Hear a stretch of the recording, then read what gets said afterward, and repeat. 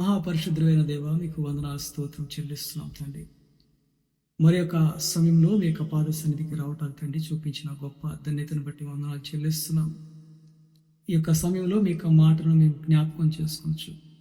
మా యొక్క విశ్వాస యాత్రలో ఇంకా విశ్వాసంలో బలం పొందుకొనొచ్చు. మీ సన్నిధిలో మీ కృపను అనుభవిస్తూ మీ సాక్షులుగా మేమందరం కూడా జీవించబడినట్లుగా ప్రతి విధమైనటువంటి పరిస్థితులన్నింటినీ కూడా తండ్రి మీ నామమునకు మహిమకరముగా, మా ప్రియులకు ఆశీర్వాదకరముగా ఉన్నట్లుగా మీ యొక్క స్వరమును మా అందరికీ వినిపించి మీ సన్నిధిలో సంతోషము సమాధానము కనపరిచే బిడ్డలుగా మమ్మల్ని ఫలింపచేయమని యేసు నామములో ప్రార్థన చేస్తున్నాం తండ్రి. ఆమేన్. హల్లెలూయా. దేవునికి మహిమ కలుగును గాక, దేవునికి ఘనత కలుగును గాక. విశ్వాసము అనే విషయాన్ని మనం అందరం కూడా ధ్యానం చేసుకుంటూ విశ్వాసంతో పాటు దేవుని యొక్క కృప అన్న విషయాల్ని మనము ఈ యొక్క సమయంలో ధ్యానం చేసుకుందాం. సో ప్రాముఖ్యంగా కృపను గురించి మనం అందరం కూడా ధ్యానం చేసుకుందామండి. మానవులకి అసాధ్యమైనది దేవుడు సాధ్యపరుస్తూ ఉంటాడు. అదే దేవుని యొక్క కృప అని మనం అందరం కూడా జ్ఞాపకం చేసుకుంటా ఉండాలి. హల్లెలూయా. దేవునికి స్తోత్రం కలుగును గాక. సో మనకు ప్రాముఖ్యంగా మొట్టమొదటిగా మనం జ్ఞాపకం చేసుకోవాల్సింది మానవుల యొక్క పాపముల వలన, వారి హృదయ తలంపుల వలన, వారి బలహీనతల వలన, ప్రాముఖ్యంగా ధర్మశాస్త్రం వలన, ఆజ్ఞలు పాటించకపోవటం వలన పాపంలోకి పడిపోయి మరణంలోకి వెళ్ళిపోతున్నటువంటి అనేక మంది వారు ఈ యొక్క లోకంలో ఉన్నారు. అయితే వాక్యము వింటున్నటువంటి నీవు దేవుని యొక్క కృపా వరమును అనుభవించేటువంటి ఒక చక్కటి విశ్వాసమును మీ అందరికీ దేవుడు అనుగ్రహించి ఉన్నాడు. దేవుడు మొట్టమొదటిగా ఆయన మనలను ప్రేమించాడు. ఆ తర్వాతనే మనము ఆయనను ప్రేమించుచున్న వారుగా మనమందరం కూడా ఉన్నాం. ఎఫెసీయులకు రాసిన పత్రిక 2వ అధ్యాయము 8-9 వచనాలు మనం ధ్యానం చేసుకుందామండి. మీరు విశ్వాసము ద్వారా కృపచేతనే రక్షింపబడి ఉన్నారు. మరలా చదువుతాను చూడండి ఒకసారి. ఎఫెసీయులకు రాసిన పత్రిక 2వ అధ్యాయం 8వ వచనము 9వ వచనం చూద్దామండి. మీరు విశ్వాసము ద్వారా కృపచేతనే రక్షింపబడి ఉన్నారు. ఎలా రక్షించబడి ఉన్నామంట? కృప చేత, మన యొక్క విశ్వాసము ద్వారా ఆ దేవుని పైన నమ్మకము కలిగి మనల్ని రక్షిస్తాడని, స్వస్థపరుస్తాడని, బలపరుస్తాడని, ఆయన సన్నిధిలో ఉంటే నెమ్మది కలుగుతుందనే విశ్వాసముతోటి ఆయన దగ్గరకు వెళ్ళినప్పుడు ఆ యొక్క విశ్వాసము ద్వారా కృపచేతనే రక్షింపబడి ఉన్నాము. మనమందరం కూడా మనందరి జీవితాలకి, కుటుంబాలకి రక్షణ అనేటువంటి కృపను దేవుడు అనుగ్రహించాడు. సో ఆ రక్షణను గనక ఎవరైతే పొందుకొని ఉన్నారో, మారు మనసు పొందుకొని ఉన్నారో, వారందరికీ కూడా దేవుని యొక్క కృప వరములు ఉన్నది. అందులో మొట్టమొదటిగా మనము జ్ఞాపకం చేసుకోవాలంటే విశ్వాసము అనేది దేవుని యొక్క కృప వరమై ఉన్నట్లుగా మనము లేఖనాలు చూస్తూ ఉంటాం. హల్లెలూయా. దేవునికి స్తోత్రం కలుగుగాక. చూసినట్లయితే ఇక్కడ మీరు విశ్వాసము ద్వారానే, దేనండి? విశ్వాసం ద్వారా. బాగా జ్ఞాపకం చేసుకోవాలి ప్రియ సంగమ. కేవలము నమ్మటము వలన మాత్రమే, బలులు అర్పిస్తేనో క్రియలు చేస్తేనే కాదు మీరు కృప పొందుకున్నది. కేవలము విశ్వాసము ద్వారా కృపచేతనే, కృప వలన రక్షించబడిన వారుగా ఉన్నాం. సో కృప ఈజ్ ఈక్వల్ టు గాడ్. దేవుని కృప అనగా దేవుని యొక్క మహిమ, ప్రభావము, దేవుని శక్తి, సమస్తము. దేవునికి ఎన్ని పేర్లు అయితే ఉన్నాయో వారంతా కూడా దేవుని కృపగా మనం భావించాలి. సో మన విశ్వాసము ద్వారా ఆ కృప చేత మనము రక్షించబడిన వారుగా ఉన్నాం. సో రక్షణ కలిగి ఉండటం, రక్షణ సునాద గానములు మీ కుటుంబాల్లో ఉండటము ఎంతో సంతోషించవలసినటువంటి దేవుని యొక్క వాక్యముగా మనకు లేఖనాలు తెలియపరచబడుతున్నాయి. ఇది మీ వలన కలిగినది కాదు, దేవుని వరమే. It's a gift. విశ్వాసం అనేది ఒక వరమై ఉంటుంది. దేవుని పైన నమ్మకము కలిగిన వారుగా ఉండడం కూడా ఒక బహుమానమే. చాలా మంది చూడండి, అందరికీ ప్రతి ఒక్కరికి కూడా ఆ యొక్క గర్భఫలములు పొందుకున్నట్టు కూడా దేవుని యొక్క బహుమానమే. ఐశ్వర్యం పొందుకోవటం కూడా దేవుని ఆశీర్వాదమే. సమస్తమును కూడా ఆయన యొక్క బహుమానములుగా మరి కృపచేత మనకు దేవుడు అనుగ్రహించి ఉన్నాడు. ఇది మన వలన కలిగినది కాదు, ఏ మానవుని వలన కలిగినది కాదు. హల్లెలూయా, దేవునికి స్తోత్రం. మీరు విశ్వాసం ద్వారా కృపచేతనే రక్షింపబడినారు. కేవలం విశ్వాసం ద్వారా మాత్రమే, క్రియల వలన కాదండి. ప్రియ సంగమా, జ్ఞాపకం చేసుకోవాల్సింది, విశ్వాసము ద్వారా కృపచేతనే రక్షింపబడి ఉన్నారు. ఇది మీ వలన కలిగినది కాదు, దేవుని వరమే. అది క్రియల వలన కలిగినది కాదు. కింద లేఖనం చూసినట్లయితే 9వ వచనంలో, అది క్రియల వలన కలిగినది కాదు గనుక ఎవడను అతిశయపడ వీలు లేదు. సో మాకు రక్షణ ఉంది, అది దేవుడు మాకు అనుగ్రహించి ఉన్నాడు. ఇది దేవుని యొక్క గొప్ప వరమై ఉన్నది. దేవుడు మాకు అనుగ్రహించి ఉన్నాడు. దేవుడు మమ్మల్ని రక్షించుటకు ఆయన యొక్క వరముగా మాకు రక్షణను అనుగ్రహించినాడు. అది కేవలము కృప ద్వారా. మానవులకి అసాధ్యమైనటువంటి మరి సాధ్యము కానిటువంటిది, అసాధ్యమైన వాటిని మరి సాధ్యపరిచేటువంటి దేవుని యొక్క కృప నీకు వరముగా దేవుడు విశ్వాసమునిచ్చున్నాడు. విశ్వాసం అనేది ఒక వరము. ఈ విశ్వాసం అనే వరమును మనం ఎల్లప్పుడూ కూడా దాన్ని ఉపయోగించాలి. ఎప్పుడైతే ఈ యొక్క వరమును ఉపయోగించకపోతే, ఎప్పుడైతే ఈ యొక్క బహుమానమును మనము దాన్ని ఆస్వాదించకపోతే, మన యొక్క ఫంక్షన్స్లో కావచ్చు, మ్యారేజ్లో కావచ్చు, బర్త్డేస్లో కావచ్చు, మనకి ఏదైనా గిఫ్ట్ ఇచ్చినప్పుడు దాన్ని ఎంతో అపురూపముగా, ఎంతో ఉత్సాహంతో, సంతోషంతో దానిని ఉపయోగించుకుంటా, జ్ఞాపకం చేసుకుంటా ఆ యొక్క సంవత్సరము, ఆ గడియలు, ఆ సమయాలు, ఆ మనుషులను జ్ఞాపకం చేసుకుంటే ఎంతో సంతోషిస్తూ ఉంటాం. దేవునికి మహిమ కలుగుగా. అయితే ఈ యొక్క సమయంలో మనం జ్ఞాపకం చేసుకోవాల్సింది మన యొక్క పాపపు జీవితం, మన బలహీనమైన జీవితం, మన యొక్క మరి గందరగోళము లాంటి అయోమయములను జీవితముల నుంచి దేవుడు ఆయన కృప వలన, ఆయన వలన మనకు దేవుడు విశ్వాసమును కృపచేత మనకి రక్షణ కలిగి చేసి ఉన్నాడు. ఆయన మనల్ని ప్రేమించి ఉన్నాడు. ఉచితముగా వచ్చిన కృప ఇది వరమై ఉంటున్నది, ఇది గిఫ్ట్ అయి ఉంటున్నది. ఈ యొక్క వరమును మనము ఏ సందర్భాల్లో మనం పొందుకున్నాం, ఎలాంటి విషయాల్లో పొందుకున్నాం, ఏ బలహీనమైన స్థితిలోంచి దేవుని యొక్క వరమును పొందుకున్నాం, దేవుని యొక్క రక్షణ పొందుకున్నాం, దేవుని కృపను పొందుకున్నాం. దేవుని కృప ఈజ్ ఈక్వల్ టు బ్లెస్సింగ్స్. దేవుని కృప ఆశీర్వాదం, దేవుని కృప కాపుదల, దేవుని కృప తోడై ఉంటుంది, దేవుని యొక్క కృప మహిమ, దేవుని యొక్క కృప ఆదరణ, దేవుని యొక్క కృప సమాధానం కలిగిస్తూ ఉంటుంది. ఈ కృపకు కారణము నీ యొక్క విశ్వాసం. హల్లెలూయా, దేవునికి స్తోత్రం. నీకు కలిగిన బహుమానమును బట్టి నువ్వు సంతోషించాలి, నీకు కలిగిన విశ్వాస జీవితం బట్టి. అయితే ఈ విశ్వాసము మరి క్రియల వలన, ఈ విశ్వాసము ద్వారా మరి దేవునికి కృపను పొందుకోలేమండి. కేవలము విశ్వాసము ద్వారా మాత్రమే కృపను పొందుకోలేము. అయితే క్రియల వలన మనము పొందుకోవాలి. సందర్భాన్ని మీరు బాగా జ్ఞాపకం చేసుకోవాలి. ఆ క్రియలు అనేటువంటి విశ్వాసము మృతము అనేటువంటి లేఖనాలు కూడా అపోస్తలుడైన పౌలు తెలియపరచబడుతున్నట్లు మనం అందరం కూడా చూస్తూ ఉంటాం. అయితే ఇక్కడ ఏ క్రియలు, ఏ పనులు అన్న విషయాన్ని మనం చూసినట్లయితే రోమపత్రిక 5వ అధ్యాయము 19, 20, 21 వచనం చూసినట్లయితే అక్కడ మనకు తెలియపరచబడుతూ ఉంటుంది.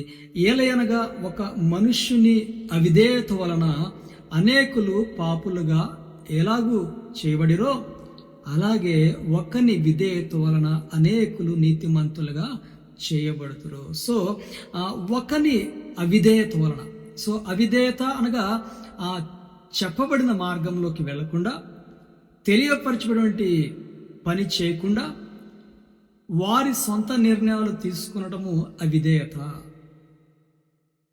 అనేకమైన సందర్భాల్లో సంఘ సేవకుల యొక్క మాటలు అవిధేయతగా అనేక మంది విశ్వాసులు నడుచుకుంటూ ఉంటారు. ఇక్కడ ఆదాము హవ్వలు కూడా ఆ దేవుని యొక్క సన్నిధిలో విధేయత కనపరచలేదు. వారి యొక్క అవిధేయత వలన వారి యొక్క తలంపులలో మహిమా శరీరము దేవుని స్వరూపముందనను వారు గ్రహించలేక వారు అవిధేయతగా నడుచుకుని ఉన్నారు. ఒకరి అవిధేయత వలన మరి ఏమంటున్నారండి, ఒకరి అవిధేయత వలన అనేకులు పాపులుగా ఎలాగూ చేయబడిరో. సో ఆదాము హవ్వ పాపము చేసిన వెంటనే మరి దేవాదేవుడు నేలను శపించాడు, స్త్రీని శపించాడు, పురుషుడిని శపించాడు, సర్పమును శపించాడు. మరి ఈ శాపం అంతటిని కూడా ఒకరి విధేయత వలన అనేకులు ఏమన్నా అండి, అవిధేయత వలన అనేకులు పాపులుగా ఎలాగూ చేయబడిరో అలాగే అదే విధముగా ఒకని విధేయత వలన అనేకులు నీతిమంతులుగా చేయబడుదురు. ఒకని విధేయత వలన అనేక మంది నీతిమంతులుగా చేయబడుదురు. దేవునికి స్తోత్రం కలుగుగాక. నీ యొక్క విశ్వాసం అనేటువంటి కృపా వరమును, నీ యొక్క బహుమానమును విధేయతగా దేవునికి లోబడి విశ్వాసముతోటి ఏ విషయాల్లో మనము బలముగా ఉంటున్నాం, ఏ విషయాల్లో బలహీనులుగా ఉండి ఆ విశ్వాసాన్ని ఉపయోగించుకోలేకపోతున్నామో ఆ దేవాదేవుడు మరలా జ్ఞాపకం చేస్తా ఉన్నాడు. నీ యొక్క బహుమానమును ఎప్పుడు పొందుకున్నావంట? నీ బహుమానము నీకు లేమి కలిగినప్పుడు, నీకు ఏమీ లేనప్పుడు, సమస్తము కోల్పోయినప్పుడు ఒకరి ద్వారా పొందుకునేది అది బహుమానమై ఉంటుంది. పాపపు జీవితం నుంచి పరిశుద్ధమైన జీవితంలోకి నడిపించుట దేవుని యొక్క వరమై ఉంటుంది. అది నీ విశ్వాసం ద్వారా కృపచేత నువ్వు రక్షించబడి ఉన్నావు. ఆదాము హవ్వ జీవితంలో వారు ఏ విధముగా అయితే దేవుని యొక్క ఆజ్ఞను అతిక్రమించారో, అవిధేయత కనపరిచినారో, వారు అనేక మంది వారికి పాపపు మార్గమును కనపరిచిన వారుగా ఉన్నారు. అదే విధముగా ఏ విధంగా అయితే పాపం విస్తరించబడినదో అదే రీతిగా ఒకని విధేయత వలన అనేక మంది వారిని నీతిమంతులుగా మరి చేయుటకు మరి యేసుక్రీస్తు ప్రభులు వారు ఈ లోకంలోకి వచ్చినట్లుగా మనం అందరం కూడా చూస్తున్నాం. మరియు చూద్దామండి, 20వ వచనం చూద్దాం. మరియు అపరాధము విస్తరించినట్లు ధర్మశాస్త్రము ప్రవేశించును, అయినను పాపము మరణమును ఆధారము చేసుకుని ఏమండి, అపరాధములు, పాపములు, అవిధేయత విస్తరించుట అంత్య దినములలో ప్రేమ చల్లారును అనేటువంటి లేఖనాలు మనం చూస్తూ ఉంటాం మత్తయి సువార్త 24వ అధ్యాయంలో. ఇక్కడ చూసినట్లయితే మరియు అపరాధములు విస్తరించినట్లు ధర్మశాస్త్రం ప్రవేశించును, అయినను పాపము మరణము ఆధారము చేసుకుని, పాపము మరణమును ఆధారము చేసుకుని, దేవుడిని ఆధారం చేసుకుని కాదండి. పాపము చేయటం వలన మరణము వస్తుంది. పాపం వల్ల వచ్చే జీతము మరణము అని చూస్తూ ఉంటున్నాము. సో ఇప్పుడు ఆదాము హవ్వలు వారి అవిధేయత వలన వారు మరణంలోకి, శ్రమలోకి, దుఃఖంలోకి, వేదనలోకి, బలహీనతలోకి, శాపంలోకి వెళ్ళిపోయిన వారుగా ఉంటున్నారు. ఒకని యొక్క అవిధేయత ఒకరికి శాపకరముగా మారిపోతా ఉంది, శ్రమగా మారిపోతా ఉంది, వేదనలకు మారిపోతూ ఉన్నాయి, కన్నీరు దుఃఖములకు ప్రారంభములుగా అవిధేయతకు సాదృశ్యముగా ఉన్నటువంటి జీవితాల్లోంచి మనం అందరం కూడా దేవుని యొక్క కృపను మరి విశ్వాసం అనే వరముతోటి ఆ దేవాదేవుడు ముందుగానే ఆయన మనల్ని ప్రేమించి ఉన్నాడు. మరి ఆ యొక్క ప్రేమతోనే దేవుడు విశ్వాసం అనే వరమును అనుగ్రహించాడు. నీ యొక్క గర్భమునకు నీకు కుమారుడిని, కుమార్తెని, నీకు బిడ్డలుగా దేవుడు ఏ విధంగా అనుగ్రహించినాడో నీ జీవితానికి విశ్వాసం కూడా దేవుడు అనుగ్రహించినాడు. నీ బిడ్డను ఎంత భద్రంగా నువ్వు కాపాడుకుంటావో నీ విశ్వాసం అనే వరమును కూడా ఆ యొక్క కృపను పొందుకునే విధముగా నువ్వు విశ్వాసముతోటి ఆ యొక్క వరమును ఇంకా దినదినము కూడా బలపరుచుకునే వారుగా ఉండాలి. స్తోత్రం కలుగుగాక. విశ్వాస సహితమైన ప్రార్థన రోగిని స్వస్థపరుస్తూ ఉంటుంది. విశ్వాసం is equal to God. Faith is equal to God. విశ్వాసం అనగా యేసుక్రీస్తు ప్రభువు వారు. విశ్వాసం అనగా దేవుని యొక్క వరము, దేవుని యొక్క కృప. హల్లెలూయా, దేవునికి స్తోత్రము కలుగుగాక. సో ఇక్కడ మరి అవిధేయత వలన ఇక ధర్మశాస్త్రము అపరాధము విస్తరించినట్లుగా ధర్మశాస్త్రము ప్రవేశించెను. అయినను పాపము మరణమును ఆధారము చేసుకుని ఎలాగూ ఏలెనో అలాగే నిత్య జీవము కలుగుటకై. సో పాపము అవిధేయత విస్తరించుటకు ధర్మశాస్త్రం ప్రవేశించును, కానీ నిత్య జీవము కలుగుటకై నీతి ద్వారా కృపయు మన ప్రభువైన యేసుక్రీస్తు మూలముగా ఏలు నిమిత్తము పాపం ఎక్కడ విస్తరించునో అక్కడ కృప అపరిమితముగా విస్తరించును. సో ఒకప్పుడు జీవితం మనం పాపపు జీవితము, అవిధేయత జీవితము, బలహీనమైన జీవితము, శాపములో ఉన్న జీవితము, దేవుని వరము లేక, దేవుని రక్షణ లేక, దేవుని కృప లేక, దేవుని ప్రేమ లేక, విశ్వాసం లేక, నమ్మకం లేక శాపగ్రస్తులుగా అనేక మంది వారు ఉంటున్నారు. ప్రతి కుటుంబాల్లో కూడా శోధనలు, వేదనలు, శ్రమలు, కన్నీరు, దుఃఖము, ధనము లేక, ఐశ్వర్యం లేక, నెమ్మది లేక కుటుంబాలన్నీ కూడా శోక సంద్రములో ఉండిపోతున్నారు. Because of there is no faith. వారి జీవితాల్లో విశ్వాసం లేదు. వినుట వలన విశ్వాసం, అది క్రీస్తును గూర్చినటువంటి మాట అన్నట్లుగా మనం లేఖనాలు చూస్తున్నాం. ఎప్పుడైతే క్రీస్తు మాటను వింటామో, దేవుని యొక్క మాటను వింటామో, కృప ద్వారా, విశ్వాసం ద్వారా నువ్వు రక్షించబడతా ఉంటావు. నువ్వు యేసు వైపు నువ్వు చూచినట్లయితే నీకు అసాధ్యమైన పాపపు జీవితం నుంచి పరిశుద్ధంగా ఏ విధంగా మార్చుకోలేవో ఒక నమ్మకం వలన, విశ్వాసం వలన, ఆ యేసు పైన నమ్మకం కలిగి ఉన్నప్పుడు నువ్వు రక్షించబడతా ఉంటావు, నిత్య జీవంలోకి ప్రవేశిస్తూ ఉంటావు. ఆ వరము కలిగి ఉంటావు. ఎంతో ధన్యత. హల్లెలూయా, దేవునికి స్తోత్రం కలుగాక. అయితే ఇక్కడ ఒక ఉదాహరణ మనం చూడాలి. ఇక్కడ ఒకని అవిధేయత వలన ఏ విధంగా అయితే పాపులుగా విస్తరించబడి ఉన్నారో, ఒకని విధేయత వలన అనేక మంది వారు నశించక నిత్యమైన రాజ్యంలోకి వెళ్తారని మరి దేవుని యొక్క వాక్యం సెలవిచ్చిన ప్రకారంగా ఎక్కడైతే పాపము విస్తరించిందో అక్కడ అత్యధికంగా దేవుని యొక్క కృప విస్తరించబడినది, దేవుని యొక్క ప్రభావం అక్కడ విస్తరించబడతా ఉంది. ఎప్పుడు ఆయన వైపు చూస్తారు, ఆయన మార్గంలోకి వస్తారని చెప్పేసి ఆయన ఎదురు చూస్తున్నాడు. హల్లెలూయా, దేవునికి స్తోత్రం. అయితే ఇక రాత్రికాల సమయం మీ అందరికీ తెలియపరుస్తున్నాను. ఒకని అవిధేయత వలన ఎంతమంది పాపులుగా వెళ్తున్నారో, ఒకని విధేయత వలన పరిశుద్ధులుగా మార్చబడుతున్నారు, నీతిమంతులుగా మార్చబడుతున్నారు. నువ్వు పాపము కలిగిన మాటలు మాట్లాడితే, అబద్ధపు మాటలు మాట్లాడితే నీ వలన అనేక మంది వారు అబద్ధములు మాట్లాడేవారుగా ఉంటారు. నీ ప్రవర్తన బట్టి నీలాగా నడుచుకునేవారు కొన్ని లక్షల మంది ఉంటారు. నువ్వు పరిశుద్ధంగా జీవించినప్పుడు కొద్ది మంది పరిశుద్ధంగా మార్చబడుతుంటారు. పాపముగా జీవిస్తున్నప్పుడు పాపముగా వారు కూడా జీవించబడతా ఉంటారు. సో మనం ఏమి చేస్తూ ఉంటామో నీ ద్వారా అనేక మంది వారు నేర్చుకుంటున్నారు. ప్రియ సంఘం, జ్ఞాపకం చేసుకోవాలి బాగా. నువ్వేదైతే చేస్తున్నావో దాన్ని ప్రతి మానవుడు, ఇప్పుడున్నటువంటి ప్రపంచంలో ప్రతి ఒక్కరు కూడా వారు నేర్చుకొనకపోయినా సొంతంగా మనుషులను చూసి వారు నేర్చుకుంటున్నారు. నీ మాట ఎలా వస్తుంది?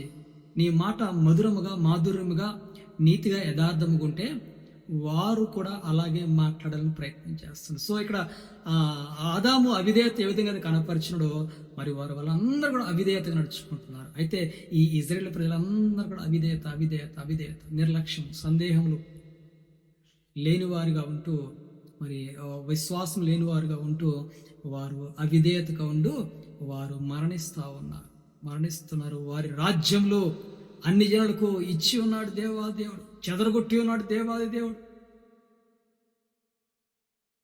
కాబట్టి ప్రియ సంగమా, నువ్వు ఏదైతే మాట్లాడుతున్నావో దాని ద్వారా కొన్ని వేల మంది అటు రీతిగా ప్రవర్తిస్తూ ఉంటారు. నువ్వు విశ్వాసంతో ఉండు, నమ్మకంతో ఉండు. నీ పెదవులు పవిత్రంగా ఉంచి, నీ పెదవులు సత్యంతో మాట్లాడుతున్నప్పుడు ఇతరులు కూడా సత్యంగా మాట్లాడుతూ ఉంటారు. మనుషులు ఎదుట సహాయం చేయాలని, మనుషులు సమయము మరి క్రిస్మస్ రాగానే అనేక మంది వారికి ఏదేదో చేయాలని చెప్పేసి ప్రయత్నం చేస్తారు. కొంతమంది సంవత్సరం అంతా కూడా కష్టపడి దాచిపెట్టుకుని వారు సహాయం చేస్తూ ఉంటారు. కొంతమంది మరి వారికి మరి సంపూర్ణమైన జ్ఞానం లేకపోయినప్పుడు కూడా ఇవ్వాలి అని చెప్పేసి వారు ఇస్తూ ఉంటారు. మరి మనమైతే సత్యమైన వాక్యమును గ్రహించిన వారు. మనం కృపను వరమును పొందుకున్నాం. ఈ వరమును మన దగ్గర నుంచి తొలగిపోనీయకుండా ఆ వరముతోటి రక్షించబడతా ఉంటాం ఎల్లవేళలా కూడా. కృప చేత ఆశీర్వాదం, నీ విశ్వాసం ద్వారా నీకు ఆశీర్వాదం, నీ విశ్వాసం ద్వారా నీకు స్వస్థత, నీ విశ్వాసం ద్వారా సమాధానం, నీ నమ్మకం వలన ఒకరికి ఆశీర్వాదకరం. స్థితిగతులు పరిస్థితులు చూసి వారికి క్రియలు పనులు చూసి వారి పాపి, వారికి ఏం కాదు, వారికి ఏం జరగదు అని మొట్టమొదటిగా క్రైస్తవుడు అనకుండా ఉండాలి.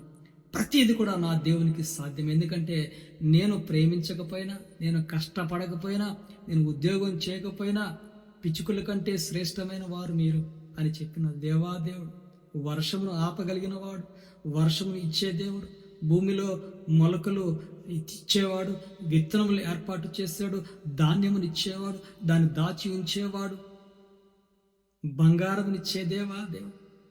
సమస్తము కూడా దేవుని సాధ్యమే. కానీ మీ యొక్క మానవుల యొక్క హృదయంలో ఉన్నాయి చూసారా, అవి దేవునికి వ్యతిరేకంగా ఇంకా ధర్మశాస్త్ర పద్ధతిలోనే ప్రవర్తించుకుంటూ క్రియలు కలిగిన వారిని అబ్బా ఎంత గొప్పగా ఉన్నారని మనం ఒక ఉద్దేశంలోకి వచ్చేస్తుంటాం. కానీ నీ ఉద్దేశము, నీ హృదయంలో దేవుడు నీకు ఇచ్చినటువంటి ఆ విశ్వాసం అనే వరము నాలో ఉంది. ఈ వరముతోటి విశ్వాస సహితమైన ప్రార్థన రోగిని స్వస్థపరుస్తూ ఉంటుంది, మరియు వారి పాపములు తొలగించబడుతున్న లేఖనాలు జ్ఞాపకం చేస్తుంది. నీకు విశ్వాసం ఉంటే నువ్వు కృంగిపోవు. నీకు విశ్వాసం ఉంటే బలహీనుడు కావు. విశ్వాసం ఉంటే సంతోషం కలిగిన వాడుగా ఉంటాడు. విశ్వాసం కలిగి ఉంటే సమాధానం కలిగిన వాడుగా ఉంటాడు. విశ్వాసం అనే వరం నాలో ఉన్నప్పుడు ఎటువంటి గందరగోళం వచ్చినా, ఉపద్రవములు వచ్చినా, కెరటములు వచ్చినా, ఎన్ని తుఫాన్లు వచ్చినా, ఎన్ని కరోనాలు వచ్చినా, ఎన్ని వైరస్లు వచ్చినా నీతిమంతుడు సింహం వలె నిలబడతా ఉంటాడు. నీతిమంతుడు ఎవరంట? విశ్వాసులు నీతిమంతులు. కలవరపడరు నీతిమంతులు, విశ్వాసులు, కృపావరం కలిగిన వారు, బహుమానం కలిగిన వారు కలవరపడరు. ఎందుకంటే నువ్వు ముందుగానే దేవుని చేతిలో రక్షించబడి ఉన్నావు. కాబట్టి మనం ఏదైతే మాట్లాడుతుంటామో, ఏదైతే చూస్తుంటామో, ఆ చూపుల ద్వారా, మాటల ద్వారా, పలుకుల ద్వారా నిన్ను వెంబడించి నీ ప్రకారంగా నడుచుకునేవారు నీకు తెలియకుండా అనేక మంది వారు ఉంటారు. హల్లెలూయా, దేవునికి స్తోత్రం. కాబట్టి మనము చేసే ప్రతి పని, ప్రతి ఒక్క క్రియ కూడా, ప్రతి ఒక్క నమ్మకం కూడా దేవునికి మహిమకరంగా మనం ఎప్పుడైతే యథార్థంగా, పవిత్రంగా నీ యొక్క విశ్వాస వరమును భద్రపరుచుకుని దాన్ని ఉపయోగిస్తుంటావో, నీవు అన్ని విషయాల్లో కూడా వర్ధిల్లుతూ ఉంటావు. హల్లెలూయా. చెప్పడం కొద్ది మాటలు. దేవాదేవుడు మిమ్మల్ని బహుగా ఆ యొక్క వరమును దినదినము కూడా అభివృద్ధి చేసే విధముగా ఫలింపచేసి దీవించి ఆశీర్వించునుగా.